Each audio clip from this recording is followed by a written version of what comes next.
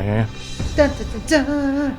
Episode 111, weighing in with Travis Hartman. I am B Money, the producer. That over there is Weekend Trav. Weekend Trav, big time women's bouts that we just came off of last night, which was Saturday, February 4th, coming from DAZN. It was up in New York City, Madison Square Garden. The mecca of boxing. Couple great fights we're going to jump into. We're also going to jump into what we're drinking. We're drinking this Whistle Pig. Is it the 18 years? 18 year, yes, sir. Yeah, so we're going to talk about that towards the latter part of the podcast. But once again, episode 111. Let's jump right in, and we're going to talk first and foremost Amanda Serrano. Amanda Serrano taking on Erika Cruz Hernandez this past Saturday on DAZN, and this is for the Undisputed Featherweight Championship of the world for the women.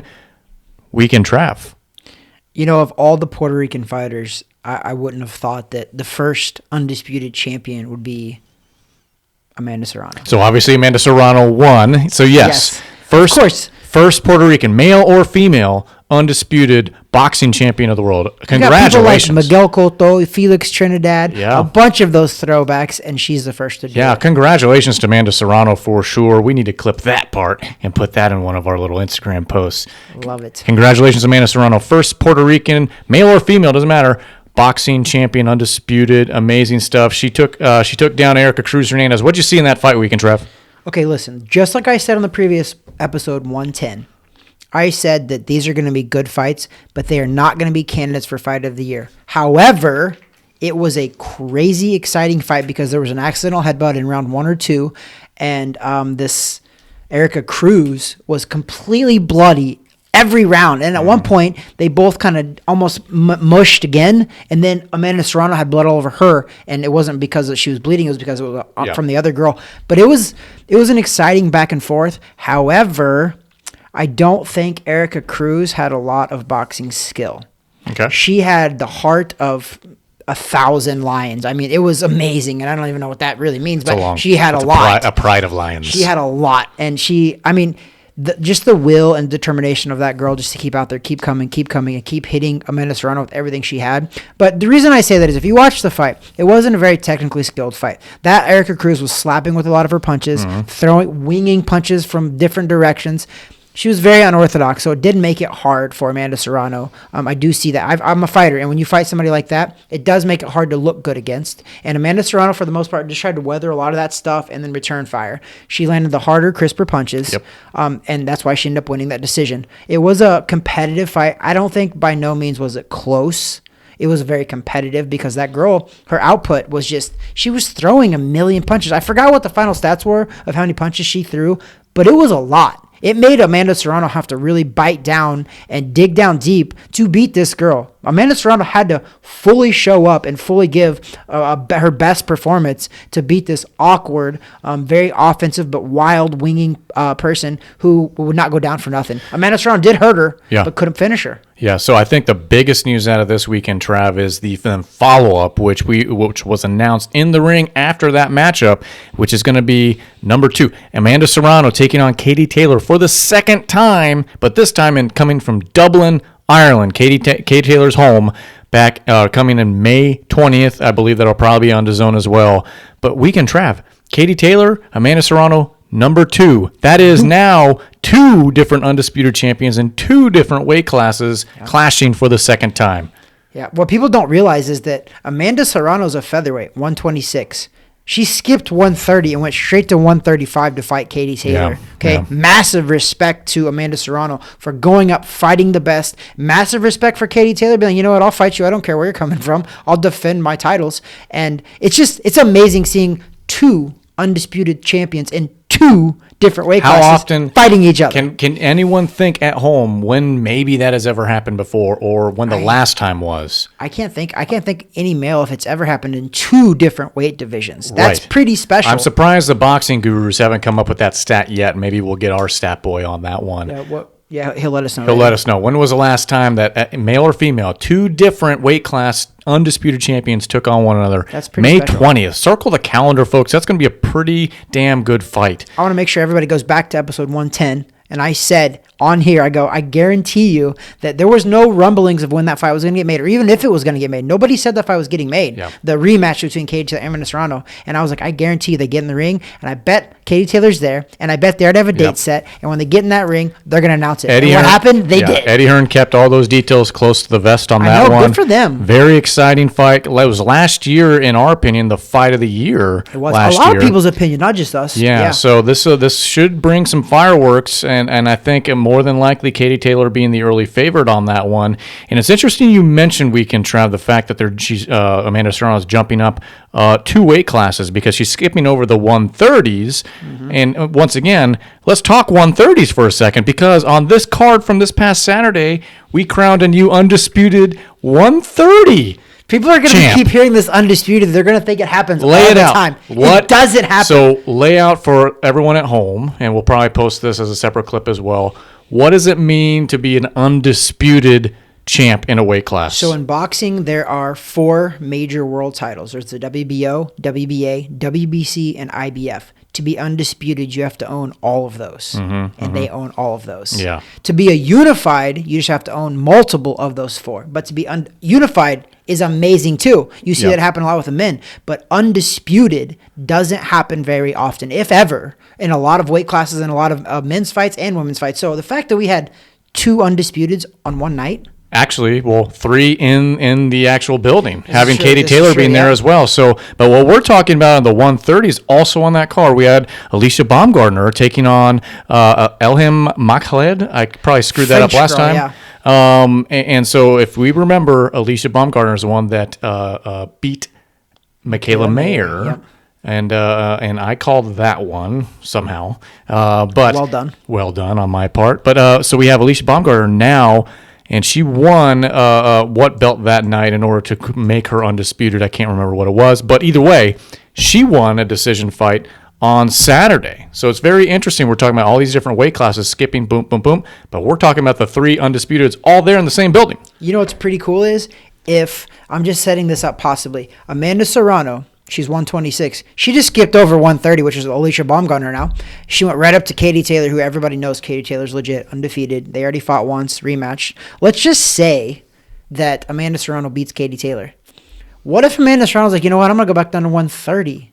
Take those 2. If she could win 3 undisputed titles in 3 different weight classes. At the same time? I will tell you right now that will never be done. If she does it, it will never be repeated, because that is 3 different weight classes, 3 different undisputed titles. Amanda Serrano has the ability. I only say her because Katie Taylor can't make 126. No. She can't make 130. So the fact that Amanda Serrano started at 26 and went up and up, she's the only one that could really pull that off. Yeah. And I don't think Alycia Baumgardner can go down to 126 either. So that's why I'm saying Amanda Serrano has the options and the opportunity to do something that's even more historic than undisputed. It's insane. She could go down as the GOAT. She could. Definitely. If she does all 3 of those, if she beats Katie Taylor in the rematch, and then she goes back down, it's like, you know what, Alycia Baumgardner, or whoever, Alycia Baumgardner, if she fights Mikaela Mayer, whatever, and they rematch, she wins a featherweight, a lightweight, a super lightweight.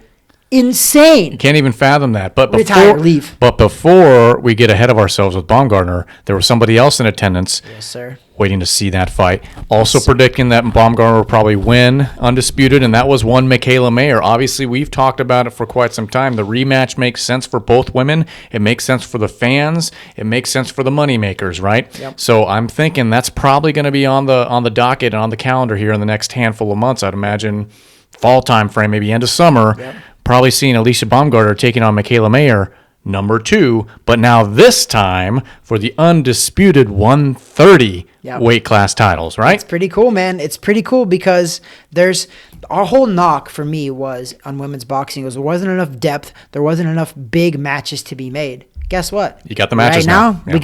We got enough matches right now in that women's division, anywhere between those weight classes for the next year at least. That could even carry over to 1.5 to 2 years. And that's matchmaking and how they spread fights out. They literally could have a lot of these exciting fights for all of us fans to watch over the next 1.5 to 2 years. They literally have that. That's awesome. And what's even more incredible is that they actually fight each other. Yeah. Whereas the men get stuck on paperwork and get stuck on talking to each other and chirping at each other online, and the promoters screw things up. these women and the promoters that are promoting the women's matches, they know they're striking when the iron's hot. These are high quality names that are fighting one another, and that's what we want to see. And oh, by the way, we've talked in the past about, like, let's say obviously a bigger weight class, a Clarissa Shields and others as well. She was there in attendance. Yeah, and she should be, so she better hold on to that GWOAT title as long as she can, because Amanda Serrano's coming for it. She is, big man. Time. All these girls, they're going for it. They're daring to be great, and whether they get the greatness or not, that's the respect that I love to see in boxers, because they do deserve that. This is the time. If you remember, if you're a combat sports fan, if you remember when the UFC first introduced women's fights, it blew up pretty quickly. This is the time in boxing, finally. It's finally being promoted properly. You're seeing headline fights. Headlining Madison Square Garden now twice. Yeah. Okay, Amanda that's Serrano's pretty incredible. Twice, man. Pretty incredible. So not to take away from the men a little bit too, because there was a men's fight on ESPN on Friday night. Emmanuel Navarrete versus Liam Wilson was a crazy, exciting fight. I think one guy went down in the first round, and then the other guy, Liam Wilson, ended up getting knocked out later on in that fight in the 7th or 8th, I believe it was. And then there was also a men's fight, Richard Hitchinson on the Madison Square Garden card with the women. He beat a really good guy, really tough guy, but he couldn't get him out of there. So I don't think he punches hard. I really don't, because he hit this guy with everything, and the guy stood there and took it for the whole entire fight. Probably could have been a stoppage, maybe somewhere in there, but it wasn't. Bauza, his name was. Richard Hitchison beat Bauza. But anyway, the men were exciting too on the Friday and the Saturday night. However, the women stole the show. Yeah. Rightfully so, at Madison Square Garden, the mecca of boxing. Yep, absolutely. So overall, great weekend for boxing fans. You know my guy, the one to pay attention to coming up through the ranks, also fought on Friday. That's one Richard Torres Jr., okay? And he deserves his props. He's getting it. He made the guy quit. Still undefeated. Hits hard. Great mustache, but he needs to get that beard working so we can start talking about him even more. Well, he said that the fans were, and I think it was in New Mexico or somewhere down there that the fights were. He said the fans were chanting Nacho, like Nacho Libre. and he says on his social media account, he's like, I see what you guys did there. I respect it. That's pretty cool. So this guy, he's a funny guy to watch. If you follow him on Instagram. I don't remember what his handle is there, but Richard Torres Jr., pay attention, heavyweights. He's coming. They're building him up as slowly as he needs to be built up. I mean, they're picking the right matches for him. I don't. He's entertaining. I don't see the upside to him. I don't see him beating Anthony Joshua. I don't see him beating Deontay Wilder. I could see him beating an Anthony Joshua. I can't. Even though I think Anthony Joshua is definitely not the top heavyweight anymore, I just don't. But it's early, so it's not really fair to throw him in that mix. But I'm just trying to use my scope ahead. They threw Canelo too early at Floyd Mayweather, and what happened? He lost, but guess what happened? It revitalized and changed his career forward. Exactly. So with a guy like this, they're not going to throw him at the Wolves right now. He won't be able to anyway, because he wouldn't be able to get to that mega of a fight before those guys are done and retire anyway. Correct. So this is one of the future guys of this division, and he's got the mustache to prove it. So we can try. That's the wrap up on the DAZN card from this past weekend. The ladies brought it as they typically always do. We're looking forward to May 20th for Amanda Serrano, Katie Taylor, number 2, coming from Dublin, Ireland, for the 135 undisputed titles there. And I'm sure Alycia Baumgardner taking on Mikaela Mayer at some point this year as well. We're not sure yet. I'm sure they're having talks to get that 4th, and that would be for the 130 undisputed champion. It's the only smart fight to happen. Mikaela Mayer versus Baumgardner is a big money fight for that 130-pound division. Yep. Nobody really knows anybody else. Why should they? Because it's undisputed. Now there is only one champion. They need to fight each other. Gotcha. All right, we can travel. Let's switch gears, okay? And we're going to switch gears because we are the number 1 beards, bourbon, and boxing podcast shot in Orlando, Florida, specifically Laureate Park, specifically in a boxing gym on the 2nd floor of said boxing gym in the TH Boxing Facility podcast room, shot on a Sunday or Monday, today actually being Sunday, dropping on Wednesday morning, 7:15 a.m. Eastern Standard Time. In the world. That is us. But we want to switch gears from beards, which we didn't talk about. We want to switch gears away from boxing, and we're going to go to the bourbon. So the bourbon of choice. Why don't you go and pick that bottle up, show it to the camera there. All right, so boys and girls. This is the Whistle Pig, aged 18 years. I don't know if double malt and straight rye whiskey. I have yet to have any of it. Weekend Trav has had, you can tell, some of it. I started this on New Year's Eve. We're going to do something a little different. We're going to have a glass or a few sippings of it neat. And then to our palate, which for me, it's with a little ice, and I guess with you, a little ice. And we're going to give our thoughts. So we'll do neat first, okay? I like it. So cheers, buddy. No, cheers it up. You got to touch it. Dink.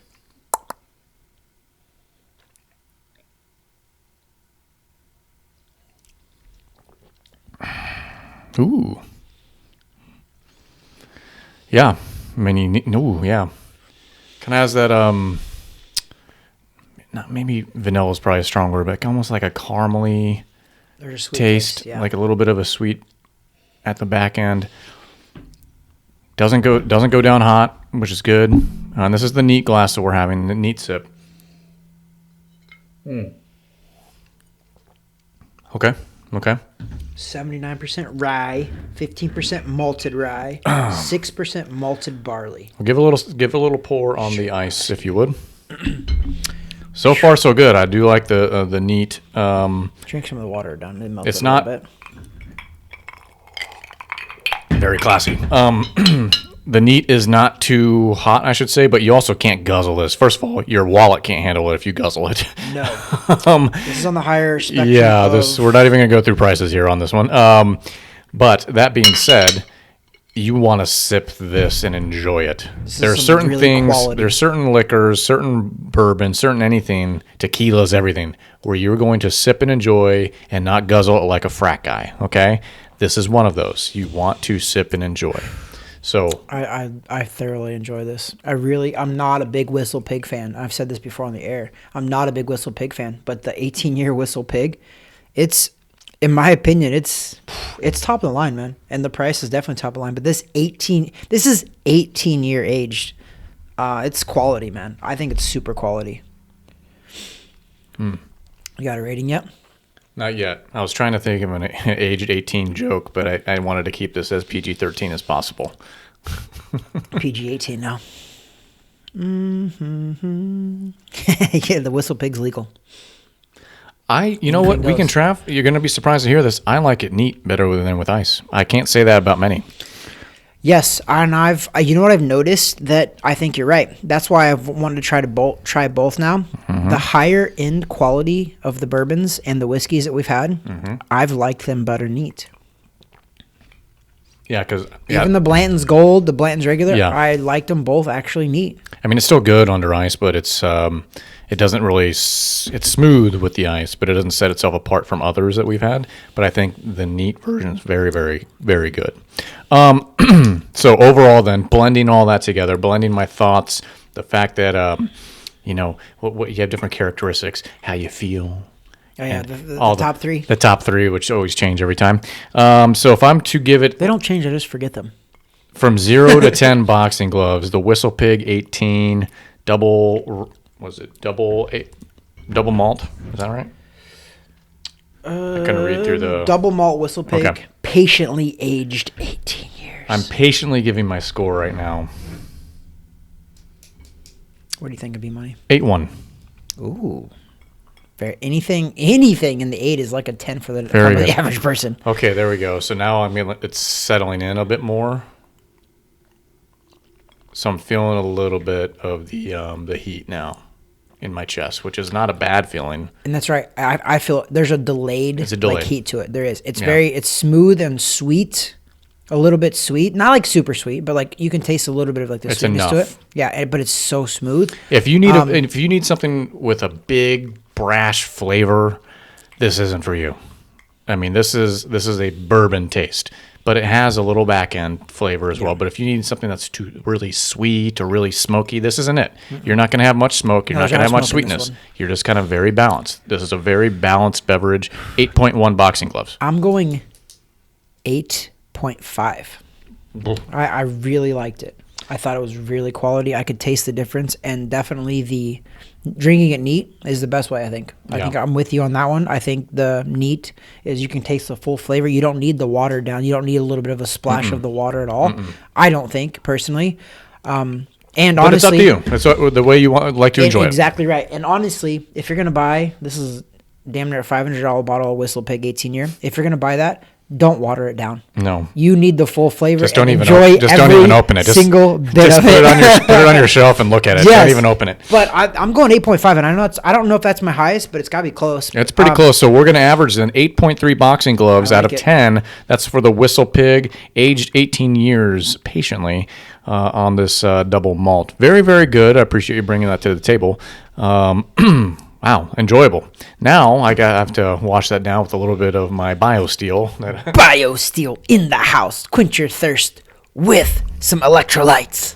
And other things. I feel like that was a commercial. It wasn't really much of a commercial, but we do appreciate our friends at BioSteel. They hook us up, and it's a good beverage to have during your workout process, which I do.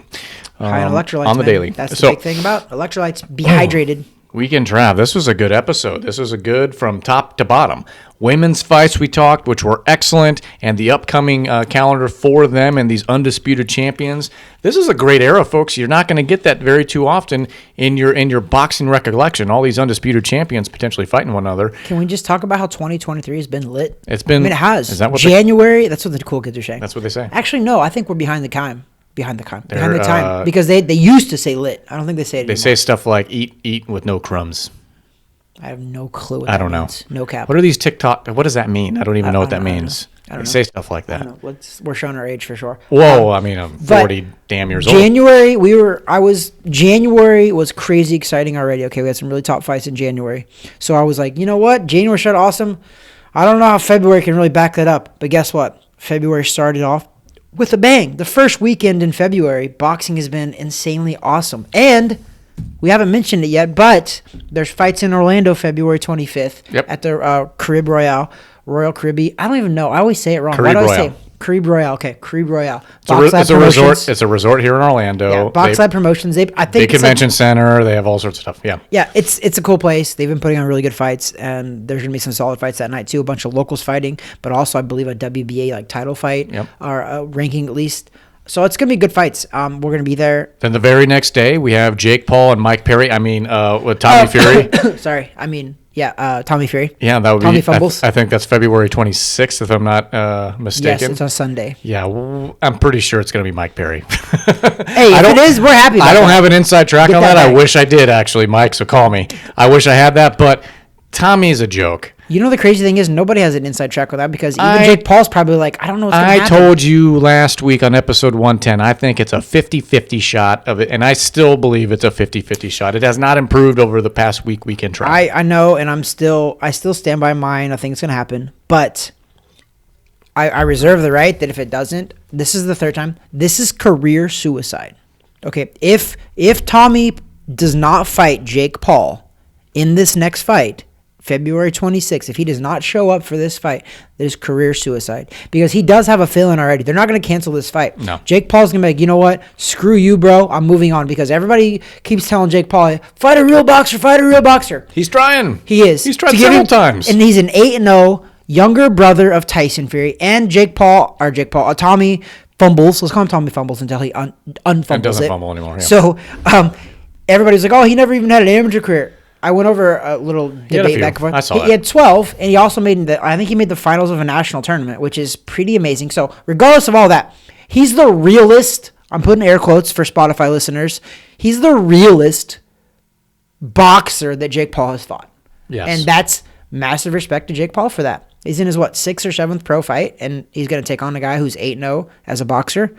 I think it's a quality matchup for Jake Paul. Frankly, you usually don't see that. No. Local cards and stuff that we see, you get guys that are 7-8-0. They're not fighting guys that are also 8-0. Of course not. They're not even fighting guys that are former world champions in UFC. They're fighting guys that just flip the Uber switch off in their car, and they're getting, So like a couple $1,000. Like him or not, and we talk about him every week at this point, like him or not, he's attempting, okay? He's not going to fight a championship caliber opponent right now. What sense does that make? Everybody, Zero. Come on, think about that. Just like you were just talking about, because you have a handle on this B money now. You do. You have a good handle on boxing. Richard Torres, your guy. You even know it. You even said you're like, he's fighting people who he's supposed to fight to progress his career. That's what you do in boxing. Most people don't realize that but you know what's good? This is what I'm telling you guys. Jake Paul is bringing a lot of education for the most part to the average boxing fan, because nobody realizes that boxers do this. What Jake Paul's doing, he's actually doing it. He's a trailblazer in that regard because he's fighting world champions that were UFC guys. I get it, but they were world champions. But what he's doing is not that out of the ordinary. You don't fight guys that that really could beat you, essentially. Although Anderson Silva was a solid matchup. It was. Tyron Woodley, solid dudes. I didn't think he was going to knock them out or even knock them down. That's what him beating them wasn't the impressive part. It was how he beat Tyron Woodley. That was impressive. How he beat Silva, in my opinion, was super impressive too, because he dropped Silva and Silva got up because he's a tough guy. But it was impressive. Well, let's bring this back full circle, because Jake Paul is the promoter for one Amanda Serrano. There's also another woman that was on the card too. I can't remember her name, but she also won pretty handily as well, and it looked very good in good fashion. But full circle, Amanda Serrano, part of MVP Promotions. Jake Paul, obviously, that's his promotional company. But wait, I don't know. Because Amanda Serrano in her post-fight interview didn't say one single word about MVP. Oh. Didn't say anything about Jake Paul. Oh. So yeah, I'm. That's why I don't know anymore. Maybe they've quietly split. I don't know. She didn't say one because she thanked Eddie Hearn. She thanked DAZN. She thanked her team. Interesting. She never once thanked MVP Promotions or Jake Paul. Wasn't there, which fair enough. He's in Saudi Arabia when Tommy Fumbles couldn't make it because he was training. But whatever. Did you know that Tommy Fumbles missed the first press conference? Yeah. Well, he's in London. But he told him he was missing it. To be fair, but still bullcrap. But anyway. I don't think that Amanda Serrano is with MVP Promotions. We're not sure. Yeah, that's all I'm saying. She didn't say a word about it in the post-fight. I feel like that would have made news at some point. So she's a classy lady, though. The card itself was DAZN MVP put on. So, anyways, that being said, Jake Paul's been working with DAZN a little bit, and he's a little preoccupied. Yeah. Okay, he's preoccupied. Now they did put some chips behind some other girl that was on the card, so maybe Amanda Serrano is feeling a little. She left out. Feel a little left out. But she did. I'm always never a huge fan of in the ring interviews. I know. Because I'm just not. It makes for good TV sometimes, but as a fighter, I've been there. Your bell was rang, bro. Yeah. She went 10 rounds, and she actually forgot. I don't know. Like I said, we don't know. We're not saying anything, but I'm saying that I know for a fact that she didn't mention them and she didn't thank them. Directly in the ring. B money. Final thoughts. Who wins the Super Bowl? Oh my gosh. Eagles or Chiefs? Quick gut reaction. Who do you think takes it? All right, this is my quick gut reaction, and my gut's usually not wrong. It's quick, so you tell me. So I know. Boom. I think the Chiefs. Okay. I think the Eagles. I think it's been scripted, like Arian Foster said. Have you seen the memes going nuts after that? That's pretty cool. Yeah. But I do think the Eagles originally. I just got something in my belly that says the NFL, if they're going to script it, they're going to script it for the Chiefs because Mahomes is the next. No. Brady's retired. Jalen Hurts. And maybe big fan base in Philadelphia. They go crazy. People want to see that city, Plus, there's something deep down inside that I don't like about the Eagles because I'm a Cowboy fan. Well, of course. So that's why I have a little deep-seated I don't have a dog in the fight, so I don't care. Yeah. But so that was you could be right. Quick reaction. That's it. That is it for the final thoughts too. Ladies and gentlemen, we appreciate your support. Subscribing below to our YouTube content, Rumble. If you're listening to us on the audio podcast, wherever you source that, whatever app you're listening to us on, thank you so much. Continue to do so. Thumb it up. Give us a like. But definitely do follow us on YouTube. Go buy some of this. Give us some feedback. Yeah, and send it to us. Can we put a link on our I don't think Amazon sells that. But anyways. They should. If we missed something, or if you have something to say about what we thought when it comes to these fights or what's coming up, comment below too, because we like interacting with everybody. We always interact, cool, and even people will go off on me, and I still keep it nice and cool. Both of us do when we interact back with you guys. I like to find a solution to every problem. Yeah. Okay. Did I miss anything? You got it, bro. I think that's perfect. it. B money. Okay. That over there is Weekend Trav. That there is B money with the Mr. T Chain rocking it, aka producer, aka he just does everything. Yeah. God bless. Wow.